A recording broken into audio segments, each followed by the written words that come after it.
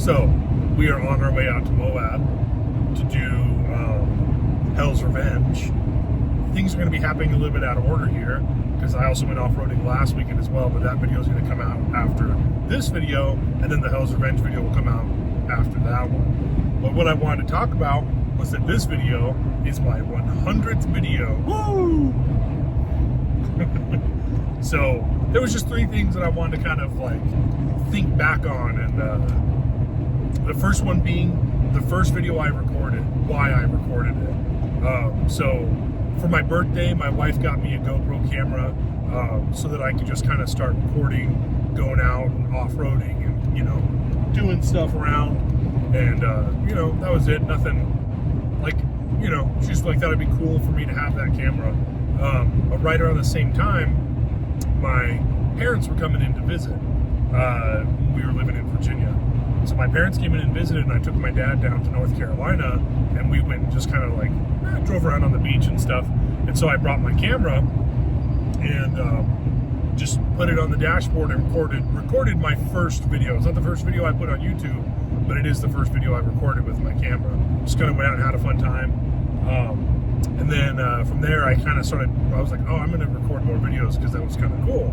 And I still was kind of playing with the idea of putting them on YouTube. Hadn't decided what I wanted to do. But then the next video that I recorded was doing flagpole knob, and those were just dashboard videos where it didn't occur to me that I should probably get out of my Jeep and record things from a better angle. So everything was just from the dashboard, and it was like, you know, 3.5 hours of just the same angle, the same shot, and I would edit it down to like 38 minutes or something like that. And after those first couple of videos, I kind of realized like this is kind of a boring way to watch a trail, and it also doesn't show the trail very well.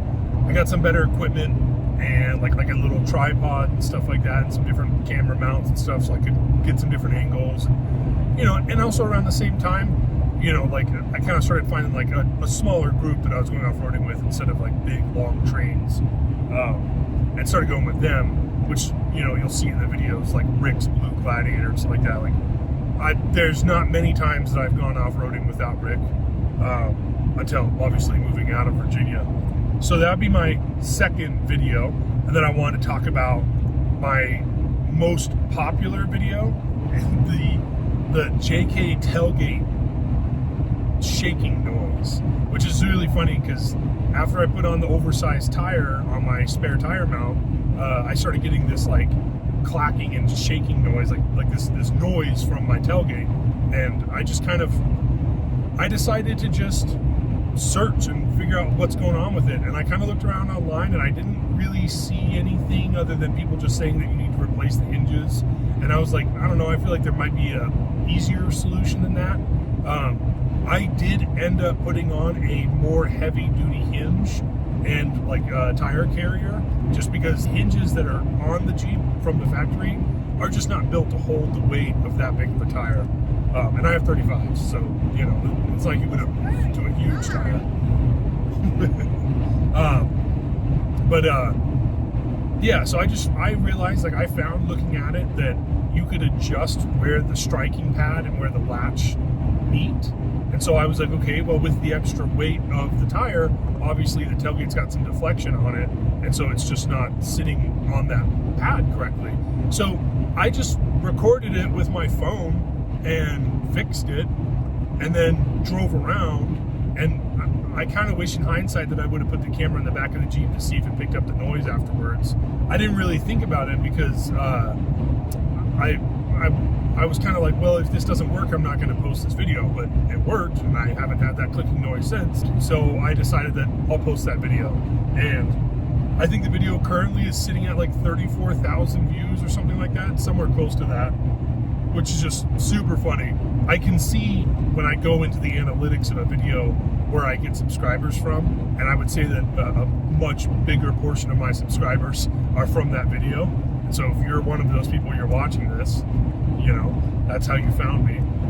Which it's kind of funny to me because it's like I feel like that's the video that I put the least thought into and the least amount of effort. I was kind of just like, oh, I'll record this since I'm doing it.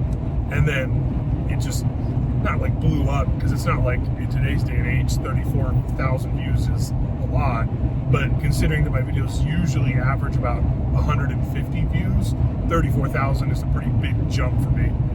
The last thing that I want to talk about is I guess my favorite trail would be when Rick and I did the Agglehany Trail, which is like an overland trail, not really like all off-road. Like it's mostly off-road, but there's not like obstacles and stuff on it, right?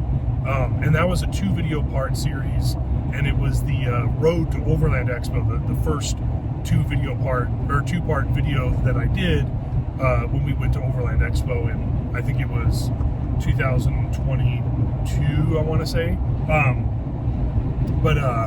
Yeah, that was my favorite. That was my favorite to record, because it was just Rick and I, and so and we went out there with the purpose to record. So we weren't setting our pace based on what we could handle. We were setting our pace based on what we wanted to catch on camera and stuff like that. Got some really cool drone footage and stuff, and you know, got everything stitched together and make this like. I wanted to make it almost documentary-esque, like, you know, make it kind of like following our trail through there and stuff. And I did a couple of videos leading up to it of like how I was getting my Jeep ready for the event and stuff like that.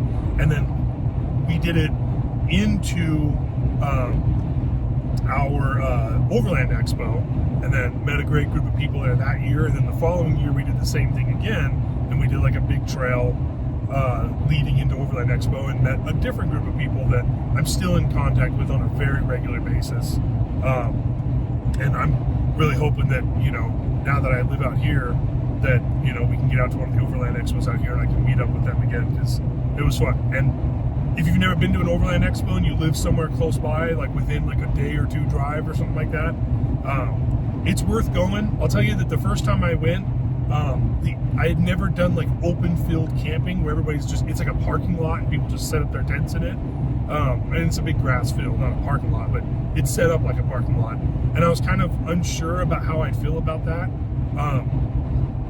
But I'll tell you, it's fun. And if you can go with somebody, cool. And you know, obviously you'll camp with that person, but I wouldn't worry about like, you know, like, oh, well, I need a group of people to go with to feel comfortable, whatever. Just set up camp openly next to whoever you're with and start talking to those people. Chances are that they're also a group of people. Most of the people out there are there with more than one vehicle. And so you'll end up, you know, kind of just absorbing into their group. But like, you can just walk around camp, and like, I don't just walk into other people's camps, but like talk to people about their vehicles and stuff. One of my favorite things to see is Volkswagen buses that are built up for, you know, light off-road, you know, like Forest Service roads and stuff like that. And Overland Expo East has a group of guys that go out every year, and they all have Volkswagen buses, like old Volkswagen buses. And I love seeing that. I love seeing like very alternative vehicles rather than your standard like Jeep or small pickup truck or whatever, you know.